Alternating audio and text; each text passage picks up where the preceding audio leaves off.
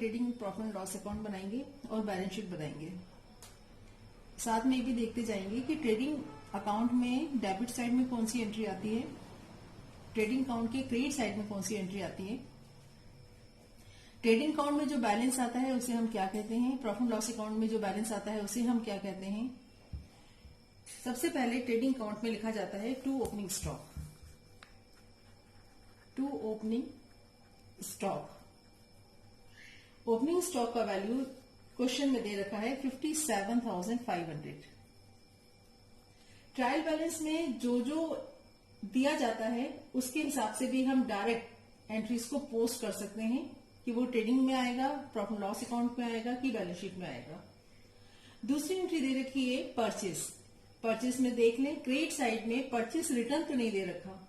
अगर credit side में purchase return दिया है तो परचेस में से माइनस किया जाएगा। परचेस रिटर्न क्रेडिट में नहीं है, इसलिए सीधे हम लिख लेंगे to purchase. Purchase account 1,60,000। Next entry दे रखी है productive wages. Productive wages, wages में कोई आउटस्टैंडिंग या प्रीपेड हो तो उसे हम उस एडजस्टमेंट को इसके साथ एडजस्ट करेंगे। क्वेश्चन में वेजेस के बारे में कोई भी एडजस्टमेंट नहीं दे रखा, इसलिए प्रोडक्टिव वेजेस को सीधे डेबिट साइड में ट्रेडिंग अकाउंट में लिख लिया जाएगा 65,000। कैरेज दिया है, कैरेज के आगे अगर कुछ नहीं लिखा होता है तो उसे हमेशा कैरेज इनवर्ड माना जाता है। कैरेज का अमाउंट दे रखा है 2750। कैरेज आउटवर्ड के लिए कैरेज आउटवर्ड लिखा होना जरूरी है। अगर केवल कैरेज लिखा हुआ है तो हम उसे कैरेज इनवर्ड मानेंगे। Next, discount, earning expenses, salary, insurance premium, commission, rent and taxes, table expenses, repair, sundry expenses, interest on mortgage, ये सब प्रॉफिट एंड लॉस अकाउंट के डेबिट साइड में लिखा जाएगा। अभी हम ट्रेडिंग बना रहे हैं तो ट्रेडिंग में एंट्री नहीं आएगी। Cash in hand, cash at bank, building, machinery, horses and cars, sundry debtors balance sheet में आएंगे। जब बैलेंस शीट बनाएंगे तब हम इसे पोस्ट करेंगे।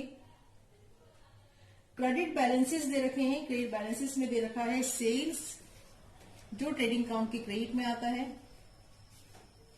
बाय सेल्स अकाउंट, अमाउंट दे रखा है 3 लाख रुपीस। कैपिटल, मॉर्गेज और सन्ड्री क्रेडिटर्स बैलेंस शीट में जाएंगे। एडजस्टमेंट में सबसे पहला एडजस्टमेंट दे रखा है क्लोजिंग स्टॉक का। By closing stock trading account के क्रेडिट में लिखा जाता है 60,750। इतनी एंट्रीज आपके ट्रेडिंग अकाउंट में आएगी। इसे हम टोटल लगाएंगे। क्रेडिट साइड का टोटल हमें दिख रहा है जैसे 3,60,750 आएगा। डेबिट साइड का टोटल सबसे पहले 57,500 प्लस 1,60,000 प्लस 65,000 प्लस 2,750। डेबिट का टोटल आ रहा है 2,85,250। इसे घटाएंगे क्रेडिट के टोटल से। क्रेडिट का टोटल है 3,60,750। घटाने के बाद बैलेंस आया 75,500, जिसे डेबिट में कम है डेबिट में लिखेंगे और इसको हम ग्रॉस प्रॉफिट के नाम से लिखेंगे क्योंकि हम ट्रेडिंग अकाउंट बना रहे हैं। ट्रेडिंग अकाउंट के बैलेंस को डेबिट साइड में कम होता है तो ग्रॉस प्रॉफिट कहा जाता है, क्रेडिट में कम होता है तो ग्रॉस लॉस कहा जाता है। Profit and loss account continuation में बनता है। ग्रॉस प्रॉफिट को प्रॉफिट लॉस अकाउंट में ट्रांसफर कर देंगे बाय ग्रॉस प्रॉफिट के नाम से। अगर लॉस आता तो डेबिट में लिखा जाता।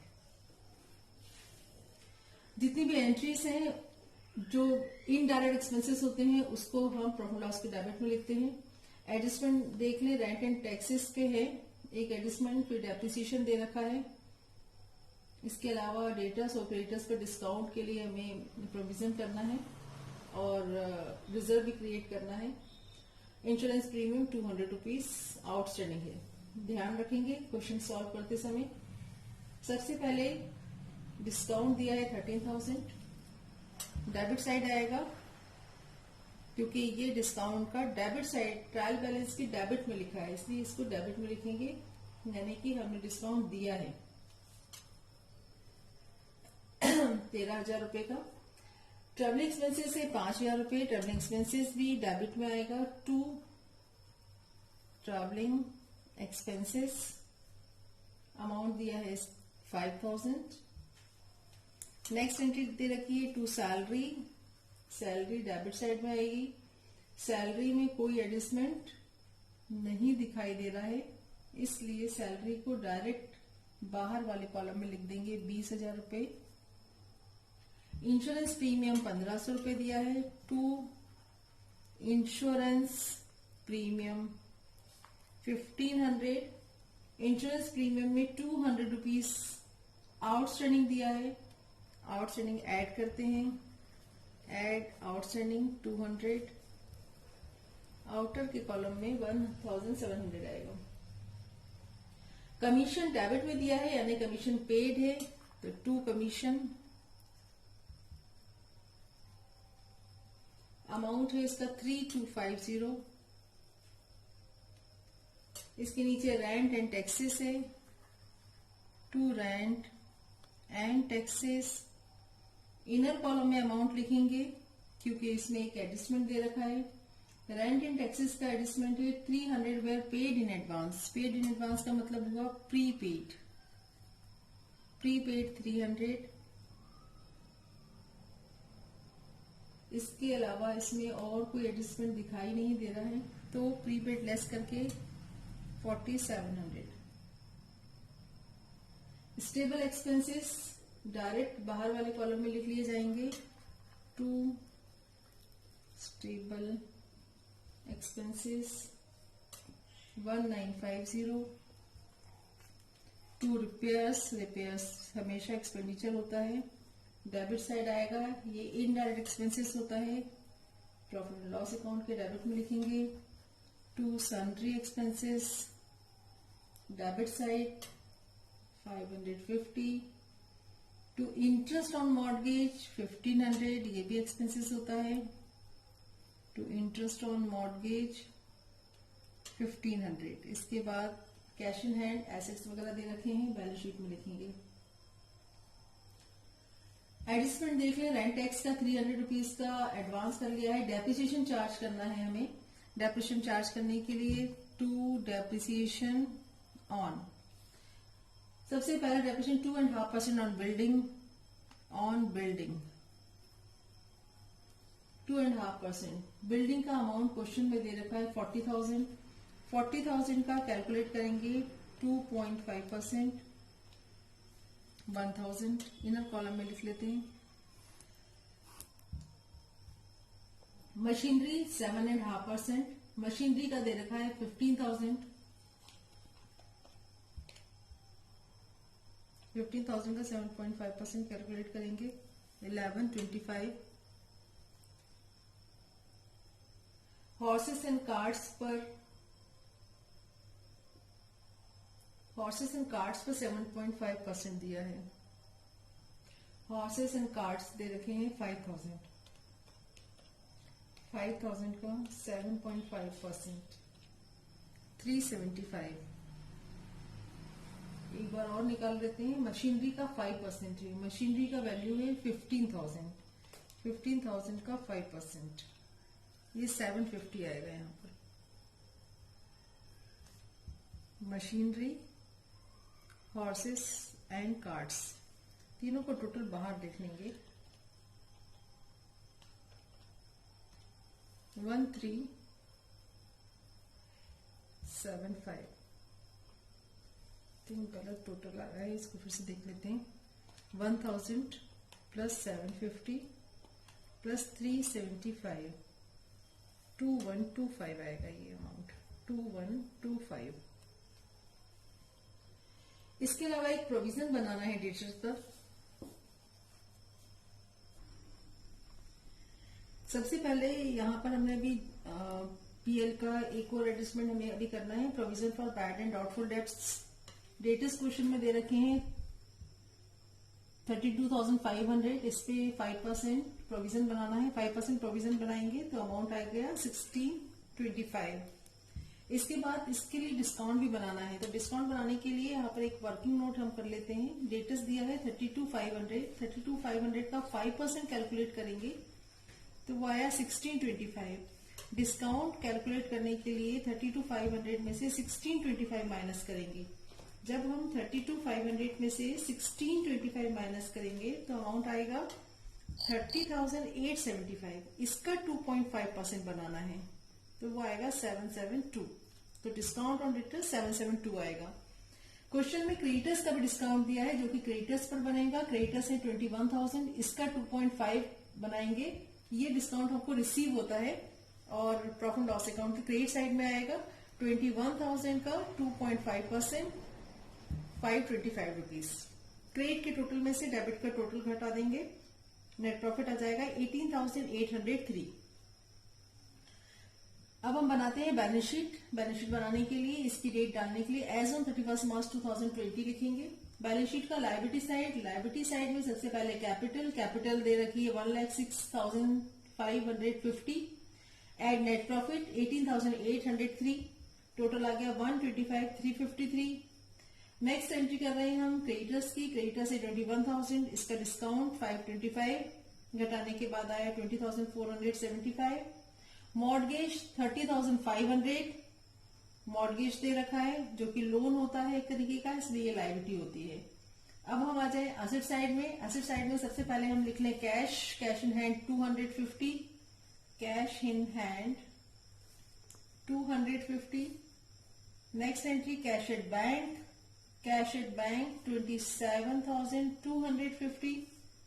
बिल्डिंग एसेट्स होती है, बिल्डिंग्स का अमाउंट इनर कॉलम में लिखेंगे 40,000 लेस डेप्रिसिएशन। बिल्डिंग का डेप्रिसिएशन 1,000, 39,000 हो गया। बिल्डिंग के बाद नेक्स्ट एंट्री दे रखी है मशीनरी का अमाउंट दिया है 15,000 less depreciation 750, 14,250। Horses and carts amount दे रखा है 5,000 लेस डेप्रिसिएशन 375। 5,000 में से 375 रुपीज माइनस किए जाएंगे 4625। नेक्स्ट एंट्री दे रखी है सैलरी डेटर्स की। डेटर्स को इनर कॉलम में लिखेंगे 32,500 लेस न्यू बीडीआर घटाया 1625। लेस करने के बाद अमाउंट आएगा 30,875। इसी में से हम इसका डिस्काउंट घटाएंगे।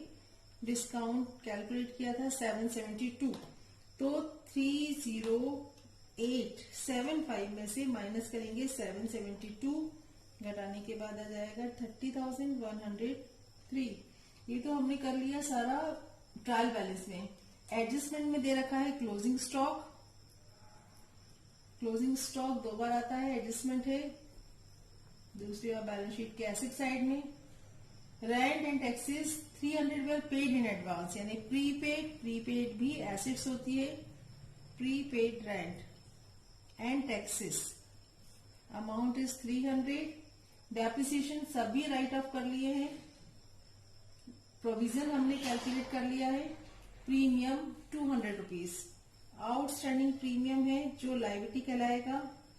Outstanding premium 200। सारी एंट्रीज हमने कर ली है। अब हम इसका टोटल लगा के देखेंगे कि बैलेंस शीट टैली हो रही है या नहीं।